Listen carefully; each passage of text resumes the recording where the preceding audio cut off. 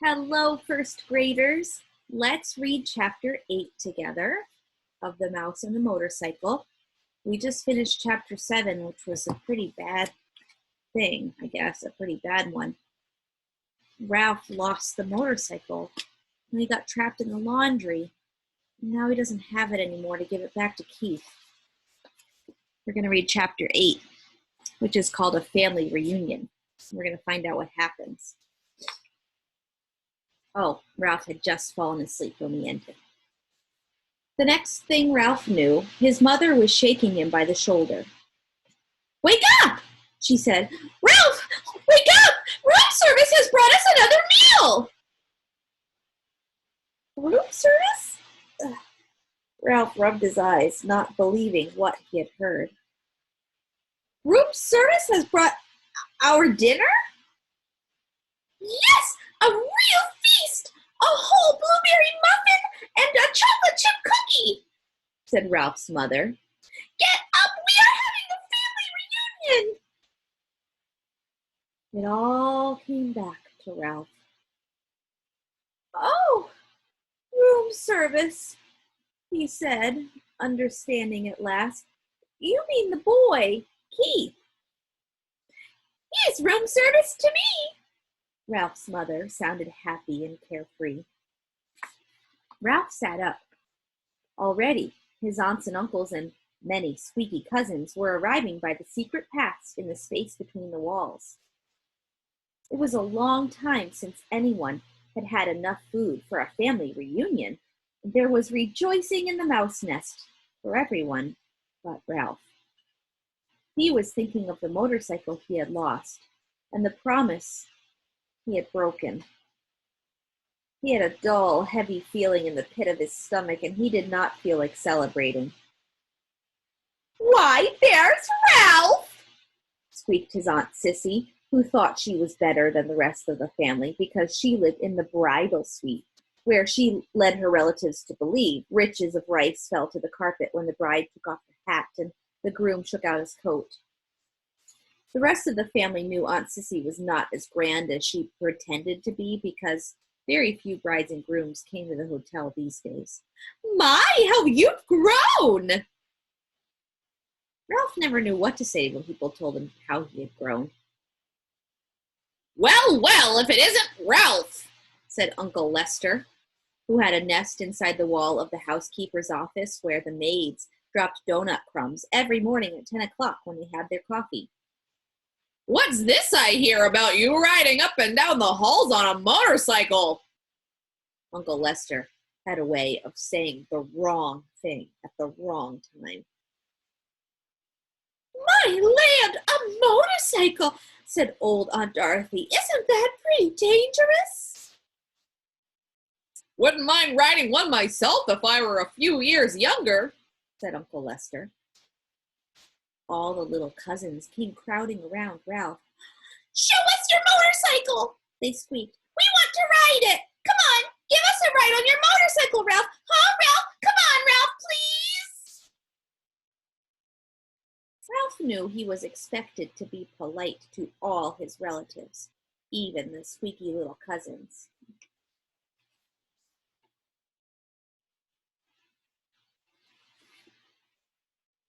Well, embarrassed and ashamed, he looked down at the floor.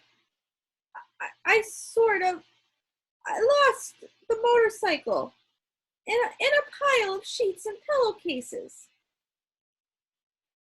Lost the motorcycle! Oh, Ralph! Cried his mother, genuinely alarmed. Ralph knew what she was thinking. Did this mean the end of room service? Did she have to go back to pilfering crumbs for his brothers and sisters? That's a young mouse for you, said tactless Uncle Lester. Can't take care of anything. If anybody asks me, I think it's a good thing to be that he lost it, said Aunt Dorothy. Riding a motorcycle is just plain foolhardy.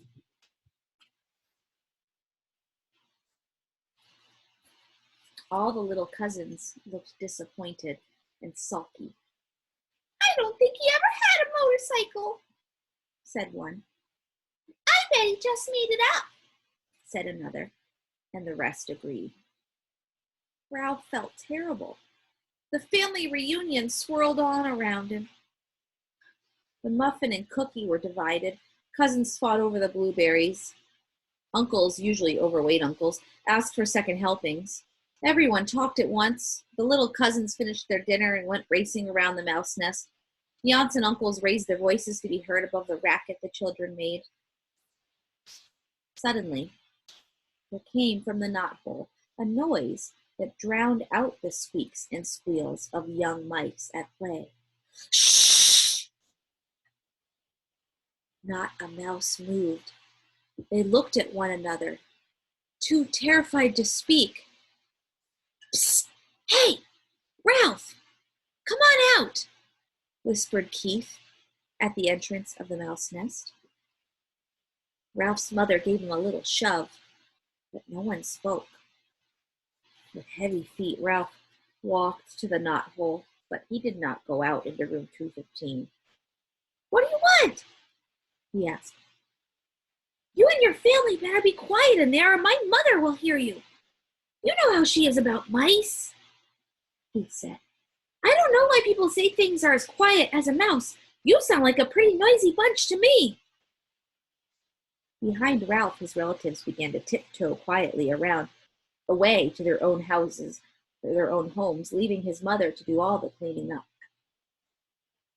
Did you have a nice picnic?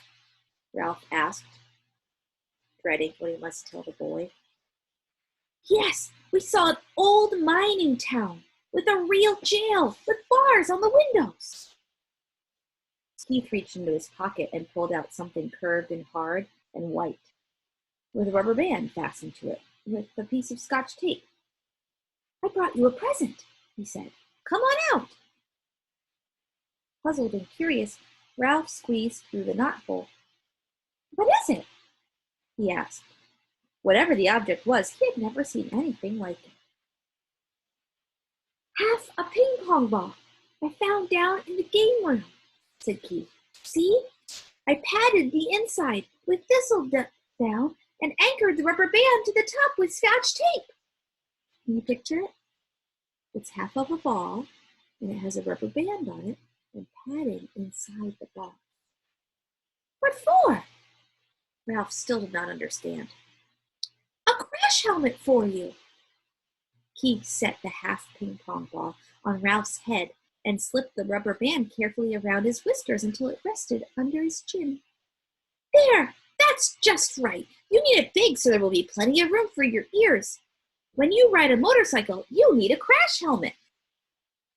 There's Keith, and there's Ralph with a teeny tiny helmet on his head.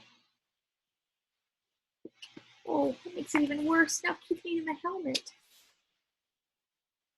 Ralph peered at Keith from under his new crash helmet, which rested lightly on his head. He knew he looked every inch as a motorcycle racer, but never in his whole life had he felt so ashamed. He longed to crawl off into his hole and never face Keith again, but his conscience, which until now he did not know he had, would not let him. There was nothing to do but stand there in his fine new crash helmet and confess. You might as well know, he told Keith. I lost the motorcycle. Lost the motorcycle? Keith, who had been kneeling, sat back on his heels. But how? I rode it by mistake into a pillowcase in a heap of linen on the floor, and it got dumped into the laundry hamper, confessed Ralph. You rode it into the pillowcase? Repeated Keith. But you weren't supposed to ride it in the daytime. You promised. I know, agreed Ralph miserably. I didn't exactly mean to ride it. But you did. Keith's voice was accusing. Well, you see, The maid was vacuuming under the bed, and I began Ralph and stopped. Oh, what's the use? I wrote it, and I lost it, and it's probably gone to the laundry by now, and I'm so sorry. The boy and the mouse were silent.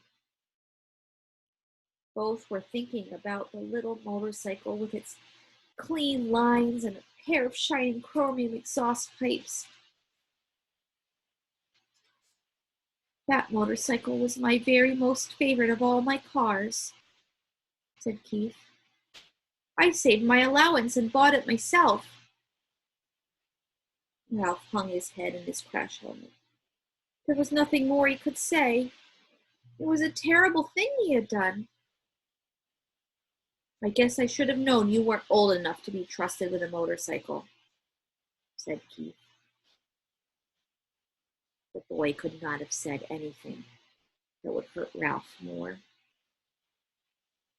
Friends, that's the end of chapter 8. Such a hard one, so sad. Next time we'll read chapter 9, which is called Ralph Takes Command. Do you see him? Tiny Ralph there on the windowsill. I wonder what he'll take command of. I'll read to you next time. Bye.